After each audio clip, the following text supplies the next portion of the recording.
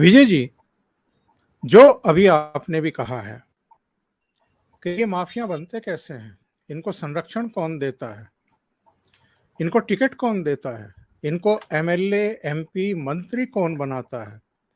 और मुझे ध्यान है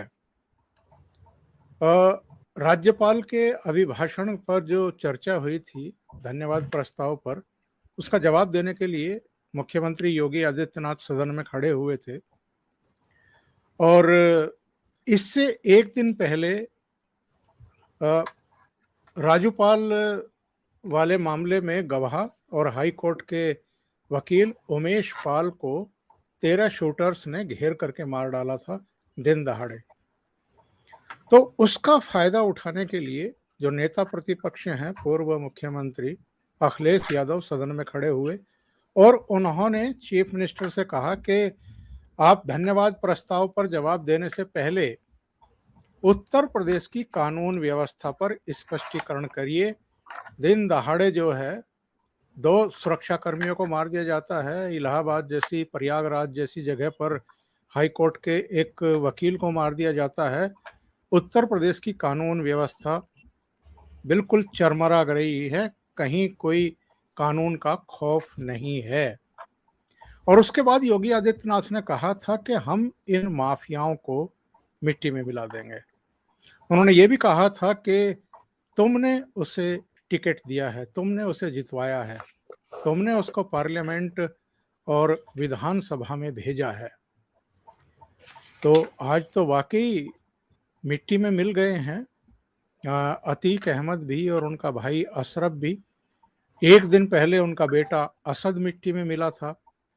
इससे पहले भी एक एनकाउंटर हुआ था जिसमें 2 बदमाश मारे गए थे। और ये सब ऑन कैमरा हैं, सीसीटीवी फुटेज है, सबकी शक्लें दिखाई दे रही हैं, एक्शन में दिखाई दे रहे हैं। तो ये माफिया बनते कैसे हैं, कौन है, और जो इसके बाद जब ये क्राइम करते हैं तो कानून व्यवस्था पर सवाल खड़े करके राजनीतिक लाभ लेने की कोशिश भी करते हैं। सर देखिए, जब तक सिस्टम साथ नहीं है, जब तक पावर में बैठे हुए लोग साथ नहीं हैं, कोई भी क्रिमिनल बड़ा हो नहीं सकता। ये तो हमें मानना पड़ेगा। क्योंकि सर हिंदुस्तान में या दुनिया में कहीं पे भी आप अगर जेब भी काटते हो तो आपको जेल में डाल दिया जाता है।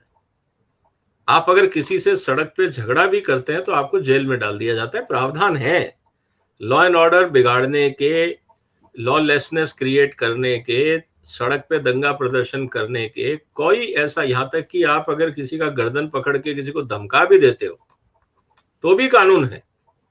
सिर्फ गाली देने का कानून, उस पे कानून नहीं है कि आपने मेरे को गाली दे दी इसलिए एफआईआर हो जाए, बस उसको छोड़ दीजिए। उसके अलावा जितने क्राइम हैं सब पे कानून है और सब पे सजा है। तो क्या जो लोग आज रुदाली का रोल प्ले कर रहे हैं, उनके समय में या तो वो ये घोषित कर दें कि साहब उनके समय में अतीक अहमद ने कोई क्राइम नहीं किया। इसीलिए मैंने मेरे वीडियो में कहा है कि क्या इस पे एक जुडिशरी कमीशन नहीं बैठना चाहिए कि कौन कौन लोग थे जिन्होंने इसको पोषित करके इतना बड़ा एक मॉन्स्टर बना दिया। तो जब तक हम इन चीजों की स्टडी नहीं करेंगे, जनता के सामने नहीं लाएंगे, तो ये जो लोग इनको यूज करते रहे।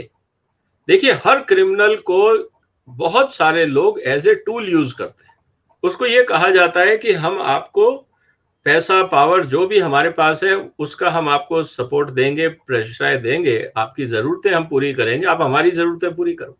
और जनरली ऐसे क्रिमिनल्स का रोल बहुत लंबा नहीं होता है, ये सिर्फ उनकी जरूरतों के लिए होता है।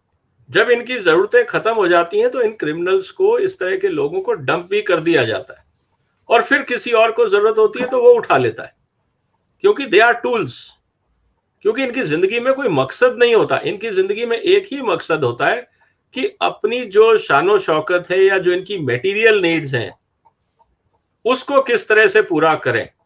तो आपको लैंड ग्रैबिंग इसलिए करनी पड़ती है कि जमीन में आपने कब्जा किया, फिर आपने उसको ऊपर कंस्ट्रक्शन करके बेच दिया, तो आपको वहां से प्रॉफिट हो गया, जिससे आपके जो बाकी शराबी कबाबी के जो भी शौक हैं, बाकी जो नवाबी शौक हैं, वो आप पूरे कर सको। आपको गैंग चलाना है, लोगों को जेब में और मुंह में कुछ ना कुछ डालते रहना है, उसका खर्चा निकलता रहे, किराया आता रहे, गाड़ी पेट्रोल निकलता रहे। ये इसीलिए होता है, इनकी लाइफ में कोई और एम्बिशन थोड़ी है। और अगर इनको कोई पैसा देने वाला मिल जाता है कि यार तुम इधर उधर मत भटको, मैं तुम्हें 100 करोड़ या 5 करोड़ या 2 करोड़ दे देता हूं और तुम मेरे लिए ये काम करिए, उसके लिए भी कर लेंगे। ये तो डेली वेज वर्कर टाइप काम है। जिसको आप सुपारी लेना बोलते हो, वो काम क्या है सर? वो तो वेज ही है ना, कि आप मेरा काम करो, अपनी फीस लो। तो ये जो कार्रवाई है, या तो जो लोग आज रो रहे हैं वो बता दें कि उनके टाइम पे क्या इनका ट्रैक रिकॉर्ड क्लीन था, उस समय एकदम सामाजिक कार्यकर्ता हो गए थे, क्राइम छोड़ दिया था, और आप लोगों ने क्या किया जिससे इनको जो इनकी सजा मुकर्रर होती है वो पूरी हो जाए, ताकि ये वापस मेन स्ट्रीम में आके आम आदमी की तरह जिए। कुछ तो बताएं उन्होंने अपने टाइम पे क्या किया था। लेकिन जैसा हमें पता है कि वो कुछ नहीं बोलेंगे, उन सब की राजनीतिक मजबूरियां हैं। इसीलिए मैं कह रहा हूं कि अगर अतीक अहमद की जगह कोई और होता, किसी ऐसा ही इसी लेवल का क्रिमिनल होता, लेकिन उसका धर्म कोई और होता, तो क्या ये रुदाली शो इतना लंबा चलता? सवाल ये है।